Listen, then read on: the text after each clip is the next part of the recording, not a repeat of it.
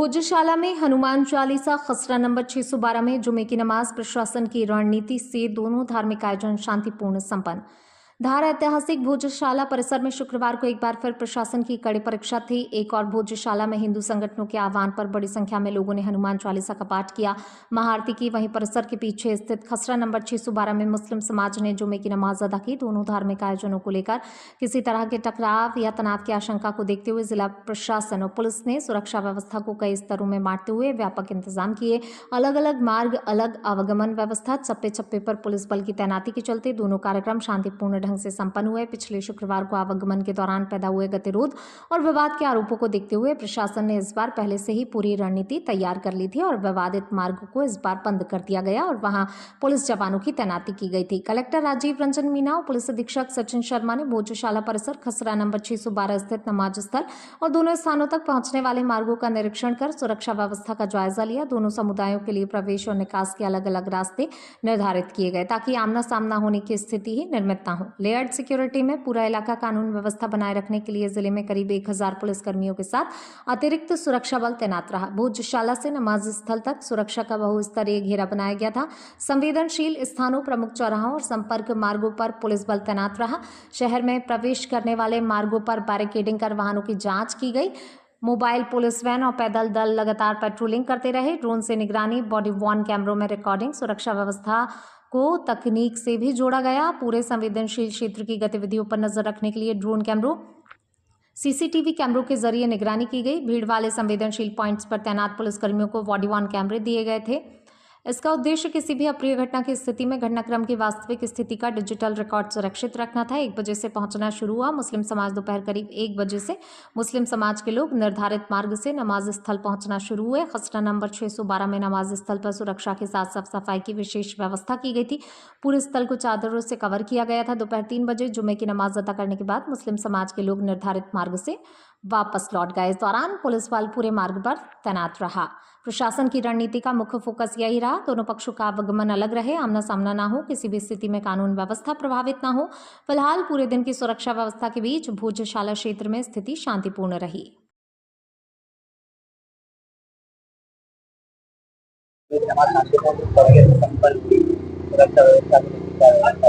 देखिए, जैसा कि आपको विदित है, माननीय सर्वोच्च न्यायालय के द्वारा जो अंतरिम आदेश दिया गया था जिसमें नमाज कराने को लेकर के 612 सर्वे क्रमांक पर हुआ था, उसी आदेश के पालन में प्रत्येक शुक्रवार की तरह शुक्रवार भी शांतिपूर्वक नमाज अदा की गई है। इसको देखते हुए शहर में पर्याप्त सुरक्षा व्यवस्था लगाई गई है। हमने भोजशाला के आसपास जो इनर गार्डन है उस पर भी सुरक्षा व्यवस्था लगाई थी। साथ ही सीसीटीवी, ड्रोन और मोबाइल पेट्रोलिंग और मोटरसाइकिल पेट्रोलिंग के माध्यम से भी शहर में लगातार भ्रमण किया जा रहा है। वर्तमान में किसी प्रकार की कोई कानून व्यवस्था की स्थिति नहीं है।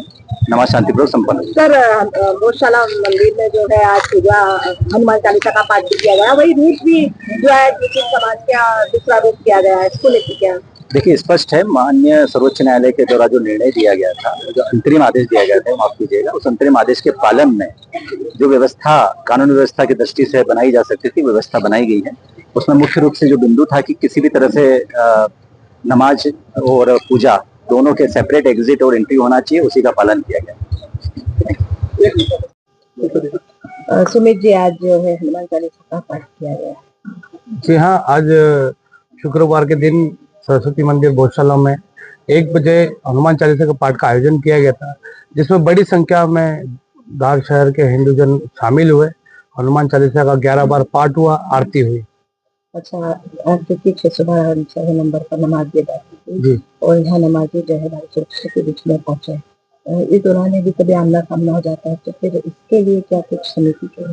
देखिए, इस समस्या के लिए पूर्व में भी इस प्रकार की स्थिति बनी थी।